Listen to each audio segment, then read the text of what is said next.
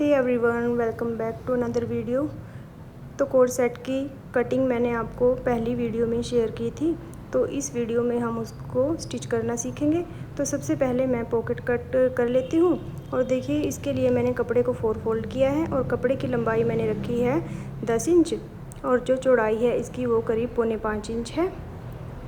तो जिस तरफ से खुला है कपड़ा उस तरफ हम लगभग 2 इंच पे इस तरीके से निशान लगाएंगे और हल्की हल्की सी इसको यहाँ से शेप दे देंगे पॉकेट की। और इसको जहाँ से निशान लगाया है वहाँ से हम इसको कट कर देंगे। पॉकेट को कट करने के बाद हम निकर का फ्रंट पार्ट लेंगे और जितना हमने ऊपर इलास्टिक के लिए एक्स्ट्रा कपड़ा लिया है वहाँ तक हम इसको निशान लगा लेंगे और इसके हिसाब से ही हम पॉकेट को इसके साथ अटैच करेंगे। तो देखिए, ये हमारी पॉकेट है और इसको यहाँ पे सेट करके देख लेंगे।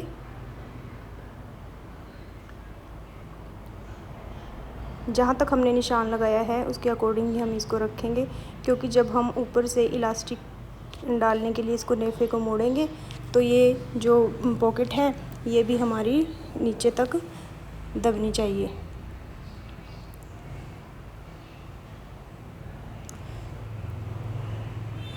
तो देखिए, ऊपर से लगभग 1.5 इंच पे निशान लगाया है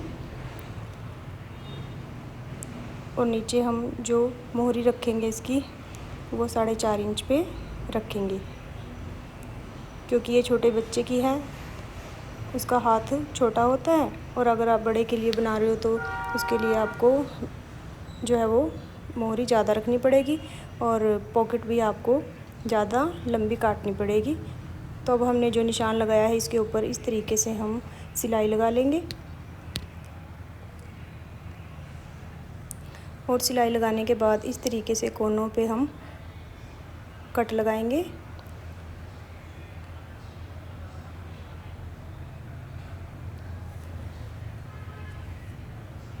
कट लगाने के बाद हम इसको पलट देंगे। इसको अच्छे से हम प्रेस कर लेंगे। हाथ के साथ भी इसको सेट कर सकते हैं क्योंकि ये कॉटन का कपड़ा है। अगर ना हो तो इसको प्रेस के साथ जो है वो फिनिश करेंगे और फिर इसके यहाँ पे हम मोहरी के इस तीनों तरफ हम सिलाई लगा देंगे। तो देखिए, सिलाई मैंने लगा दी है, इस तरीके से ये सेट हो गई है।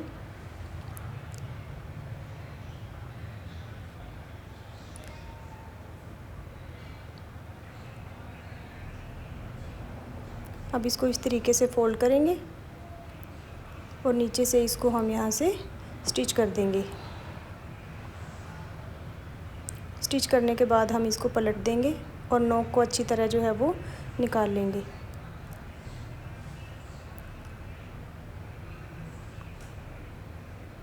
अब पॉकेट को हम सेट करते हुए ऊपर से हम दोनों हिस्सों को बराबर करेंगे।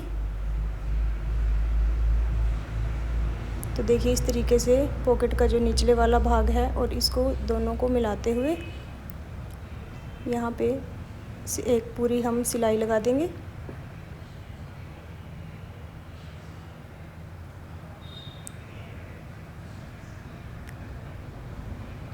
तो देखिए, हमने इसके ऊपर सिलाई लगा दी है और इस तरीके से पॉकेट हमारी बनके रेडी हो गई है।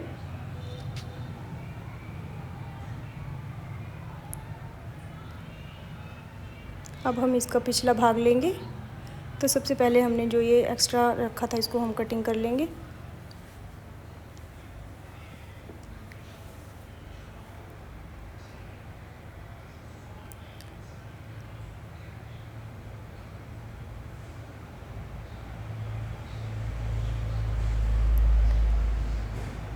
अब फ्रंट पार्ट को और बैक पार्ट को इस तरीके से रखते हुए अब हम इसको साइड से सिलाई लगा देंगे। जहाँ पे हमने पॉकेट की सिलाई लगाई है उसके ऊपर ही सिलाई आएगी। ध्यान रहे कि मोहरी का जो कपड़ा है वो इसमें ना दबे और इसको हम पूरी जो है वो सिलाई लगा के रेडी करेंगे।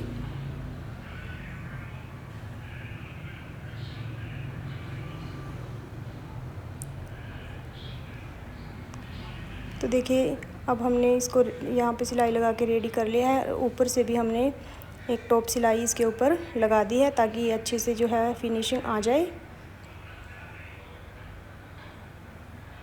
तो देखिए इस तरीके से हमने इस पर सिलाई लगा दी है। अब हम दूसरे पार्ट को भी इसी तरीके से रेडी कर लेंगे। अब हम आसन से नीचे इसको सेट करते हुए लगभग आधे इंच तक सिलाई लगाएंगे, क्योंकि पूरी सिलाई हम बाद में लगाने वाले हैं। तो इसको इतना सही हम इसको स्टिच करेंगे और उसके बाद में नीचे से जो हमारी मोहरी है उसको फोल्ड करेंगे और बाद में इसकी साइड की सिलाई हम पूरी लगाएंगे। तो देखिए दोनों तरफ से मैंने इस तरीके से लगा ली है। अब हम जो आसन है उसको आपस में जो सेंटर की सिलाई है दोनों को इस तरीके से मिलाएंगे।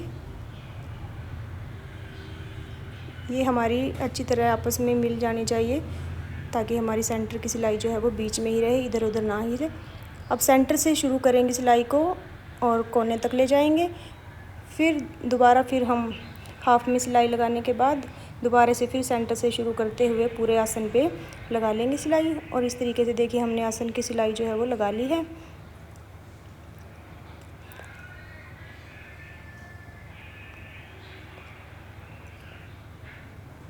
अब हमने जो मोहरी के लिए जितना कपड़ा लिया है उसको हम इस तरीके से सेट करेंगे और सेट करते हुए मोहरी को हम फोल्ड कर लेंगे।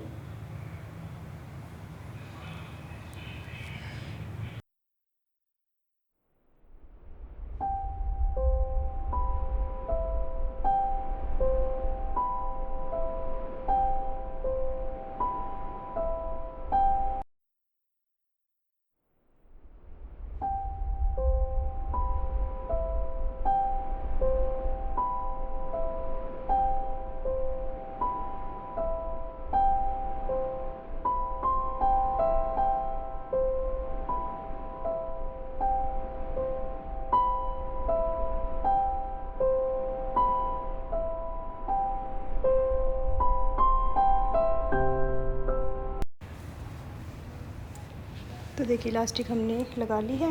अब हम शर्ट को रेडी करेंगे। तो सबसे पहले जो पट्टी हमने रखी है उसको प्रेस के साथ हमने सेट कर लिया है और दूसरे पार्ट को भी इस तरीके से प्रेस के साथ हमने इसको भी सेट कर लिया है। अब हम इसके ऊपर सिलाई लगाएंगे।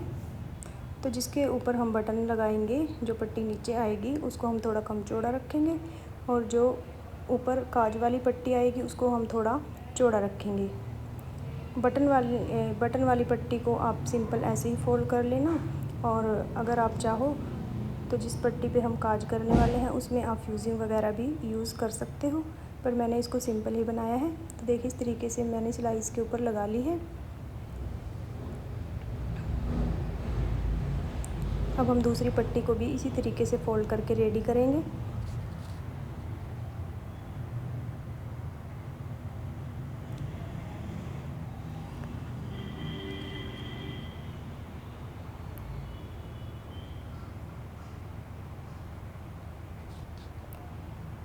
अब हम बैक पार्ट लेंगे और जो हमने तीरा कट किया है उसका हम एक भाग लेंगे।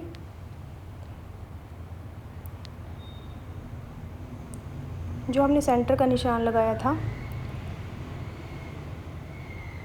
इसका भी सेंटर का निशान और तीरे वाले पार्ट का भी निशान हम इसके ऊपर नीचे रखते हुए और तीरे को एक भाग जो है हम वो नीचे रखेंगे। इसके हमारे पास ये टोटल 3 भाग हो जाएंगे और उसको हम सेंटर से जोड़ना शुरू करेंगे ताकि ये हमारे इधर उधर ना जाएं।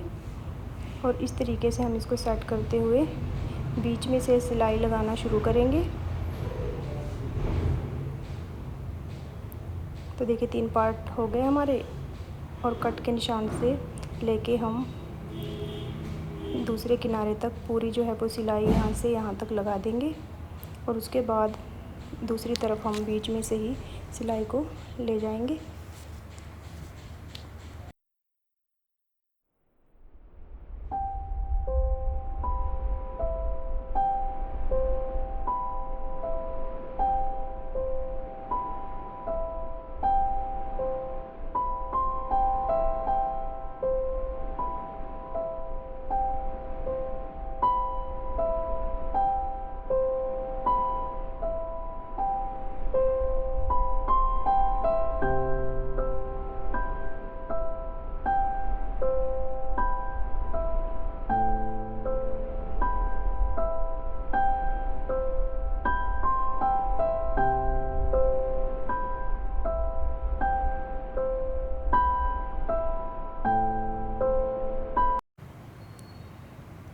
तो देखिए इस तरीके से हमने पूरे तीरे के ऊपर सिलाई लगा ली है और इसको इस तरीके से सेट कर लिया है। अब हम इसको प्रेस कर लेंगे और उसके बाद इसके किनारे किनारे पर टॉप स्टिच लगाएंगे।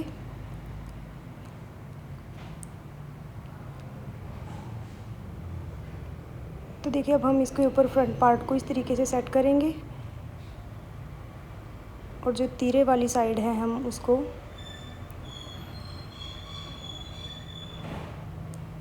इस तरीके से पकड़ते हुए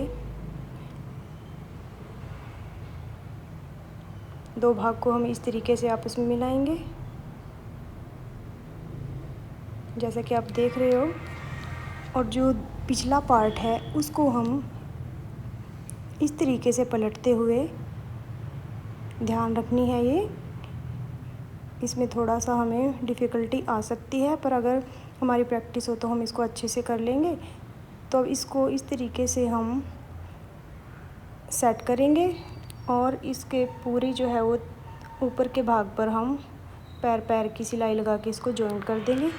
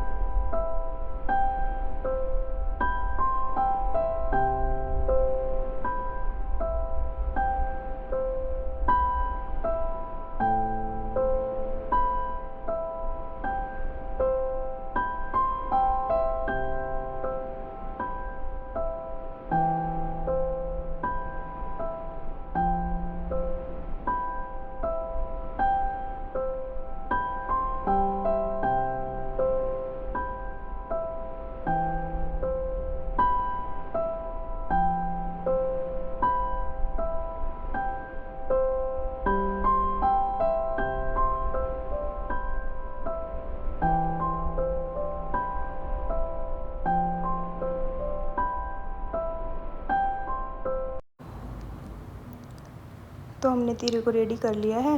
अब हम जो पट्टी में एक्स्ट्रा कपड़ा है उसको कट कर देंगे दोनों तरफ से।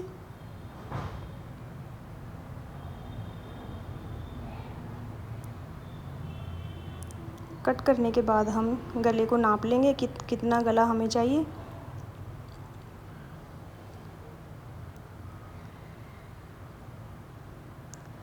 और यहाँ पर भी हम पूरा इसकी जो है वो टॉप स्टिच लगा देंगे। तो टॉप स्टिच मैंने इसके ऊपर लगा दिया है, इससे फिनिशिंग जो है वो अच्छी आती है। अब यहाँ बाजू अटैच करेंगे। तो सबसे पहले हम कंधे को इस तरीके से इसका सेंटर करते हुए हमने एक कट का निशान जो है वो लगा लेना है।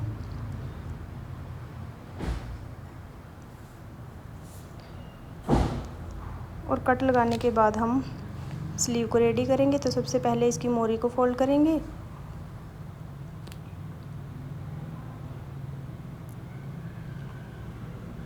तो देखिए मोरी को फोल्ड करने के लिए मैंने एक सिलाई लगा दी है। अब पैर की एक और सिलाई लगाऊंगी, इससे थोड़ी जो है वो मोरी अच्छी बनेगी। अब इसको भी हम सेंटर करते हुए एक कट का निशान जो है वो कंधे की तरफ लगा देंगे। सेंटर का निशान लगाने से ये होता है कि बाजू हमारी जो है वो कंधा सेंटर में ही रहता है और बाजू भी हमारी अच्छे से सेट हो जाती है। तो अब हम इस तरीके से चेक करेंगे कि हमने जो बाजू में गोलाई दी है वो हमारी फ्रंट पार्ट के साथ ही जॉइन होनी चाहिए। तो इस तरीके से देख लेंगे रख के कि इसमें फ्रंट की तरफ है तो ये भी फ्रंट की तरफ ही हमारी जानी चाहिए। तो बाजू बिल्कुल हमारी सही है। अब हम सेंटर के साथ सेंटर को मिलाते हुए बाजू को अटैच करेंगे। हमें ये ध्यान रखना है कि बाजू को जो है वह सेंटर से ही सिलाई लगानी शुरू करनी है। पहले हाफ में सिलाई लगाते हुए इसको इधर से कंप्लीट करेंगे, फिर दोबारा से फिर हम सेंटर में रखते हुए मशीन को चलाएंगे और बाजू को हम स्टिच कर लेंगे। तो गाइस मैंने इसके ऊपर जो है वो इंटरलॉकिंग भी कर दी है, क्योंकि हमें इसमें ऊपर से टॉप स्टिच भी देनी है और बाद में इंटरलॉक अच्छे से नहीं हो पाती, तो मैंने इसको इंटरलॉक करके और ऊपर से जो है पैर की टॉप स्टिच लगा दी है। तो देखिए इस तरीके से हमारी जो है कंधे में वो फिनिशिंग आ गई है। अब हम फिटिंग की सिलाई लगाएंगे, तो बाजू जितनी चाहिए उतनी लेके और पूरा हम नीचे तक सिलाई लगा देंगे।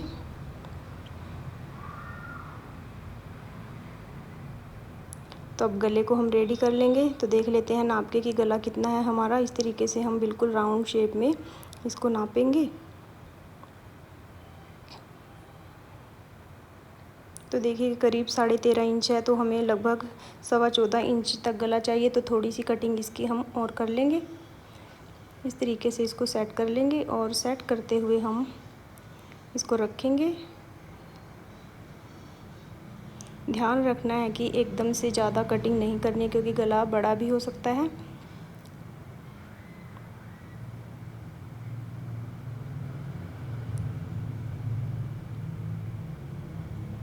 तो हल्का सा इसके ऊपर निशान लगा लेंगे और फिर इसको कटिंग कर देंगे।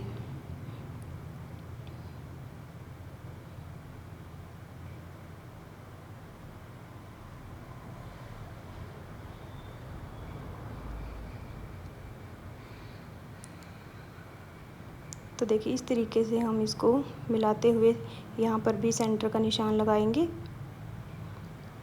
क्योंकि जो कॉलर है हम वो भी सेंटर से ही जोड़ना शुरू करेंगे।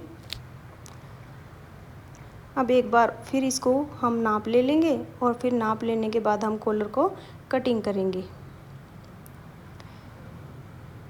तो देखिए सेंटर में निशान लगाया है, तो उस तक ही हम इसको नाप लेंगे, क्योंकि सेंटर में है तो हमें पता चल गया कि मतलब जितना इधर है इतना ही कट के दूसरी तरफ भी होगा। तो करीब 14.25 इंच का हम कॉलर कटिंग करेंगे। तो उसके लिए मैंने फ्यूजिंग पेपर लिया है, उसको डबल फोल्ड कर लिया है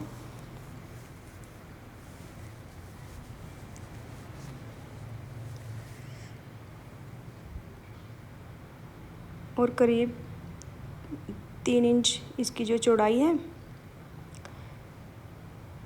और यहाँ से इस तरीके से हम निशान लगाएंगे, क्योंकि जो कॉलर है ऊपर से नोक वाला हिस्सा आएगा तो वो थोड़ा ज़्यादा रहेगा। तो जितना हमारा नीचे से है उसके हिसाब से हम 14 इंच ले लेंगे, जो गले के साथ अटैच होगा।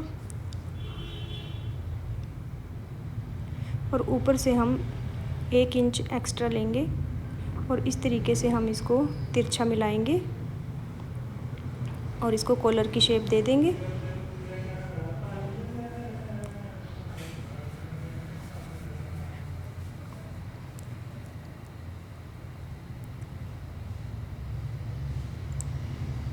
अब यहाँ से लगभग 3 इंच पे निशान लगाएंगे और इसको हल्की हल्की सी साइड से हम लगभग आधा इंच लगाएंगे और इसको थोड़ा राउंड शेप दे देंगे। करीब आधा इंच मैंने यहाँ से शेप दी है और फिर इसको राउंड शेप में नाप लेंगे कि कितना हमारा गला था, और उसके हिसाब से अगर थोड़ा सा ज़्यादा लगता है तो हम उसको थोड़ा सा कम कर लेंगे।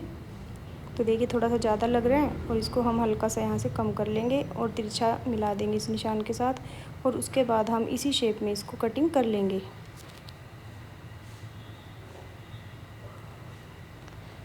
तो देखिए कॉलर हमारा कटिंग हो गया है। अब हम इसको कपड़े के ऊपर पेस्ट करेंगे।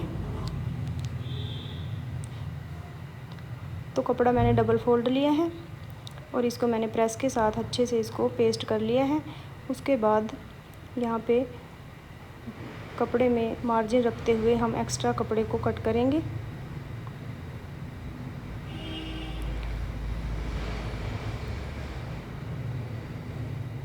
अब यहाँ से हम कटिंग करेंगे और कटिंग करके हमारा कॉलर इस तरीके से रेडी हो गया है। अब जो हमने जिस तरफ ये फ्यूजिंग पेस्टिंग को इस तरीके से चिपकाया है उसको हम इस तरीके से नीचे फोल्ड करेंगे और प्रेस के साथ इसको सेट कर लेंगे। और उसके बाद यहाँ पे किनारे किनारे पर हम इसकी सिलाई लगाएंगे।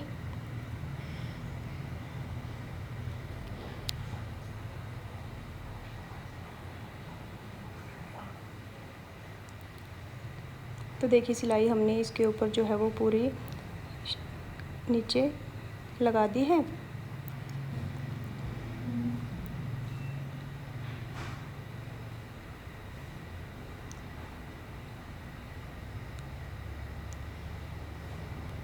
अब हम इसके जो एक्स्ट्रा फैब्रिक है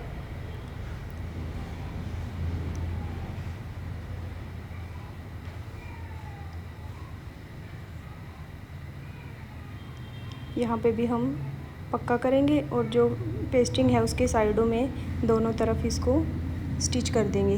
यहाँ से भी हम इसको पक्का करेंगे और पूरा कोने तक इसकी यहाँ पे सिलाई लगाएंगे।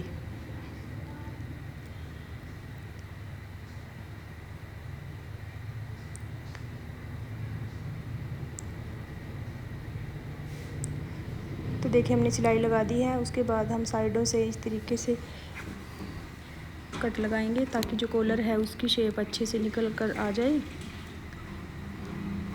अब इसको सीधा करेंगे और जो इसके कोने हैं उसको किसी नुकीली चीज़ से इस तरीके से हम बाहर अच्छे से निकाल देंगे और कॉलर हमारा बन के रेडी है। तो इसको हम प्रेस के साथ सेट कर लेंगे। उसके बाद इसको हम यहाँ पे फोल्ड करते हुए हल्का सा कट का निशान लगाएंगे सेंटर में।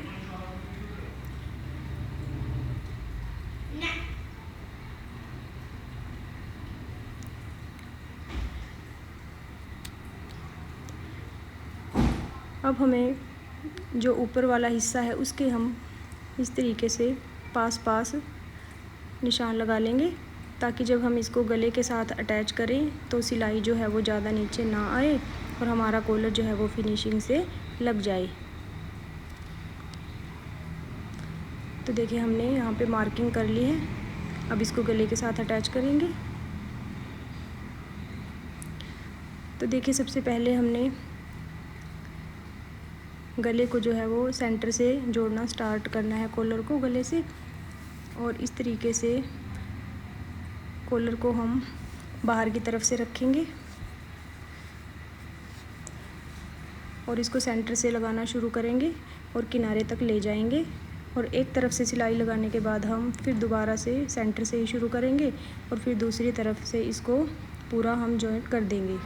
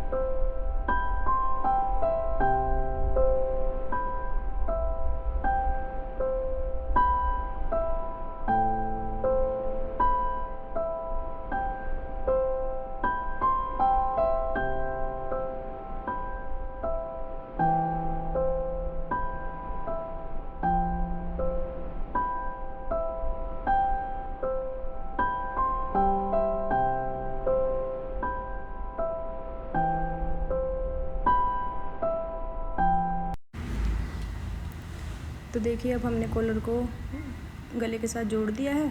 अब अंदर की तरफ हम इसको सेट करेंगे और पूरी जो है वो यहाँ से सफाई के साथ इसको किनारे किनारे पे स्टिच लगा देंगे। और ध्यान रखना है कि इसमें झोल ना आए और अच्छे से हम कॉलर को अटैच कर दें।